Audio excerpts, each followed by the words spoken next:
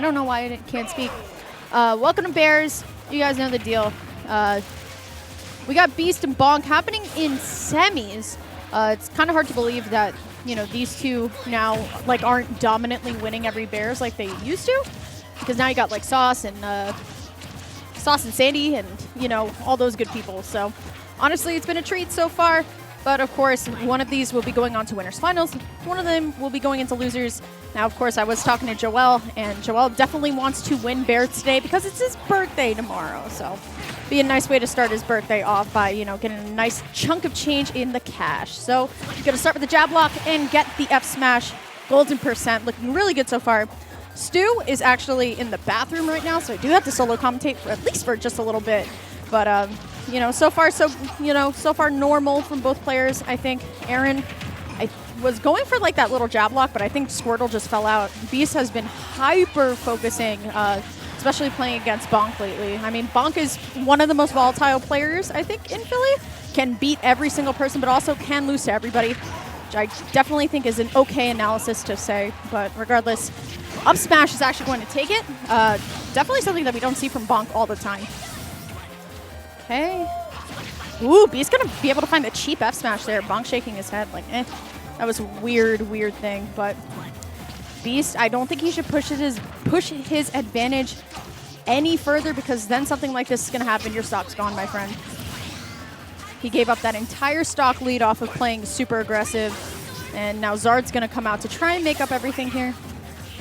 Okay, back air, dash attack. Can't find much else though, so Bonk's just gonna wait to reset here.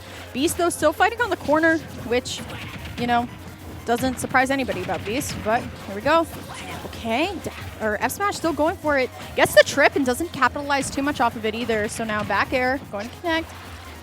Stu, late for his job, SMH. But you didn't miss much. Oh, falls out, rapid jab. Ooh, good air dodge. I've never seen Joel play like defensive before. Ooh, Bonk though going up for the nair, not going to be able to find anything. You got to play a little bit defensively against the touch of death, at least in some regard. I mean, I feel like they both have the touch of death when you really think about it. Oh, yeah. Condor dive up. Aaron missed the ledge completely. Ooh, Dimensional Kate. Beast can't find anything though, down tilt. Yeah, Drill Rush missing the ledge. I kind of wonder if that was intentional, maybe trying to catch Beast out off of the edge a little bit more, but it's a gambit that did not pay off. Those gambits that unfortunately you have to take. Flare Blitz going to miss the mark. That's a small target to have to hit. Maybe you want to keep that on flat ground. I feel like more of a confident Bonk would have gone for the punish on it, but I don't think he's finding it either. The massive spaghetti, so Joel's just going to reset with up throw, which makes sense. He knows it's not going to KO, but it's going to at least get him on edge. Can't find the back air, so now Beast's going to take center stage. They're both whiffing their grabs so much. Yeah, I mean, it feels like first one might just win. It felt like a little bit of a gambit to... That's going to kill anyway, but they both played pretty bad that last stock. Yeah, it really did feel... felt like it might have continued a little bit long. Just considering that even going for the dash attack there felt like a little bit of a risk, because you know how punishable that is. And there's no real guarantee that he gets that off in the first place. If it's any other character, any character other than Charizard, I don't think he even goes for that. I don't think Bonk goes as into his face as perhaps he would otherwise. I feel like Bonk has been playing pretty passive. I feel like we know that Aaron's a pretty like consistent player. We kind of all get a little scared when he hits the first dash attack. Yeah. So I feel like when he's not going for those punishes, I feel like he's trying to play a little bit smarter, but I feel like he should trust in his own ability just a little bit more. You know what I mean? Yeah. I mean, he's the pro guy. Why wouldn't he? He knows. Pro guy, Sigma male, Bonk MK. Exactly. The man with 1,000 titles. Hey guys. Bonk here. Bonk here. Well, we got to get voice acting Bonk back. But anyway, we're going to go back to PS2, which totally, you know, expect. See what I mean there? Like, it just felt like kind of spaghetti from both.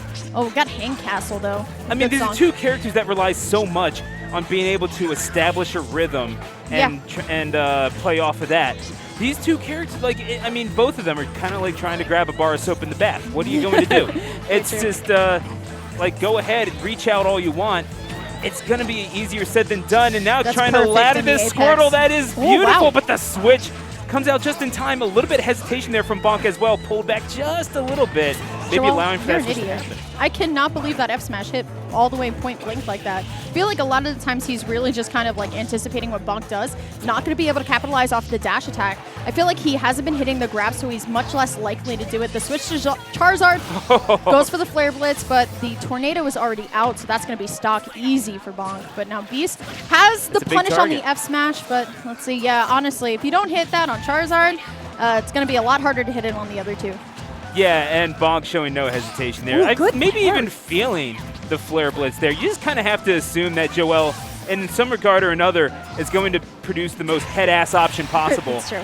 And missing the ledge on the recovery, going to be punished with that F smash. He's pretty F smash happy with the Ivysaur. Surprised we don't see more. Surprised we don't see more PTs doing that a little bit more often. Just kind of raw. It's relatively safe. You know what Joel said? I was talking to him earlier about that player Doorstop in Ohio who plays Pokemon trainer as well, who just got like signed to the the first cities esports, blah blah blah. Yeah, Cincinnati Fear. Right. So I was talking to him and I was like, do you really think like who do you think is better, like you or Doorstop? He goes, I think fundamentally we are like close, but Joel thinks he's a stronger PT because he's not as streamlined. And I think that's a very like true statement, especially for Joel. I think Joel has a very like strange way. His like Pokemon trainer theory is like very different, which is I think why like a lot of people go to Joel for advice, because his Pokemon trainer is just different. But I mean, you're talking about players that are different. You got the best MK, here in this region. Yeah, and some might argue the world. BONK might actually have the strongest argument as to otherwise, just because he studies pretty much all of them, and obviously the respect that he has for Avocado comes through every time he talks about the guy. Yes, very true. But then again, you're talking about someone like Beast, who again, as just on the offense, he's an absolute genius, and I don't think there's any dispute as to that. Just willing to improvise and theory craft and work in and out through all three of the different characters. This is a character that allows you to do a lot with its different move sets. There's no such thing as a really flowcharty PT, if you really think about it. Can be, PT can be played kind of, that standard, like, all right, well, I got you to 80%, I'm going to go for the Ivysaur stuff, but I definitely don't think that's Joel's PT. No, exactly. No, Joel is not the type for rote memorization. He's going to feel it out. I mean, it's almost like watching Brazil play soccer if you think about it. Just very fluid. Wouldn't know what that's like. Very fluid. Ooh, okay, nice in air from the ledge. Here comes BONK going for the edge guard. I feel like Beast is now completely comfy. Oh, maybe a little too comfy. I was about to say, I was kind of hoping that he would give Ivysaur a little bit of a chance, but this has always been Aaron's ace over Joel, is that he knows that if he just lets an F smash rip, it's going to hit. Yeah. Joel's just always kind of conveniently there, or he'll doubt it, he'll try to parry it, and he won't just play passively to it.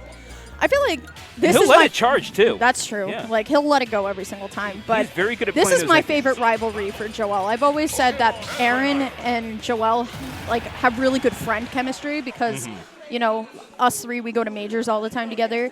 So we have like that friend chemistry, but I feel like these two are always pushing each other a little bit higher because they both have the equal amount of respect for each other. Yeah.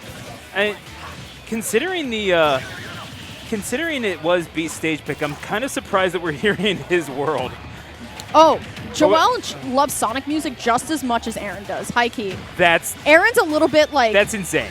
Aaron's a lot more forward. That's what I'm trying to say. A lot more forward about like his like nerdiness, but like Joel is like a high key hidden nerd. Okay, I'll stop.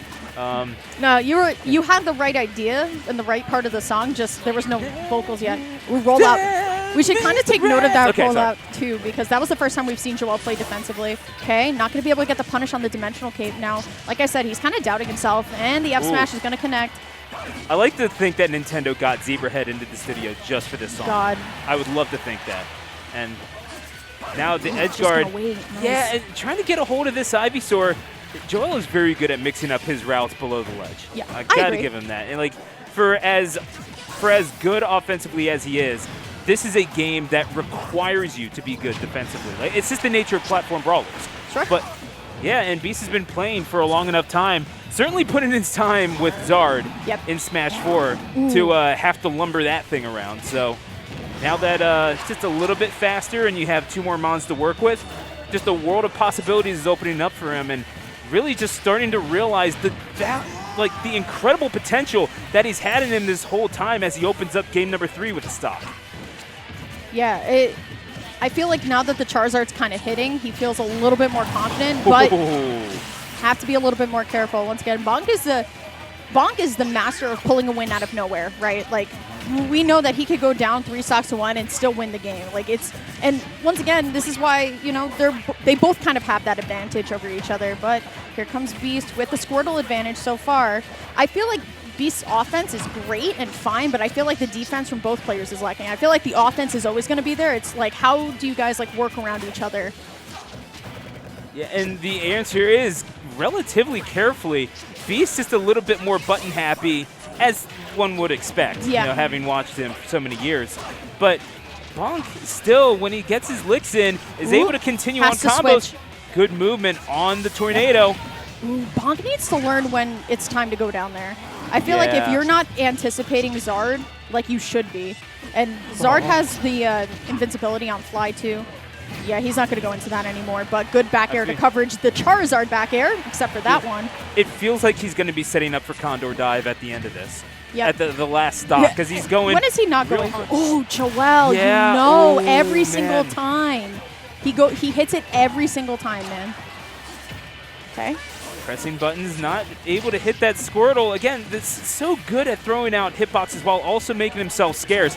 Joel really learning that mon, and I don't know, maybe the Ivysaur was a little rusty, as you suggested a couple, maybe not rusty, but maybe a little bit out of practice. Yeah.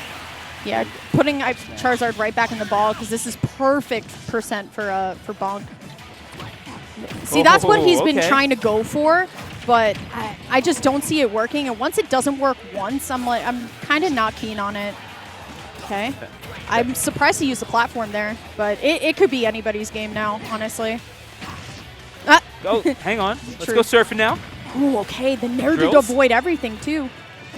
Has the water gun charged up. Oh, messes it up. Yeah, really looking for it. Wanted to death right there, but he rolls into it.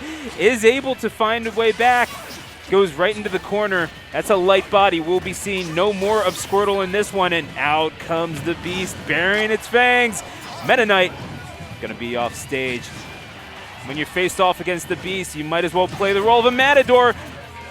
He's giving him the respect, too. He's backing up. He knows that he wants to... Oh! No way! Oh! No way! Holy shit, that was so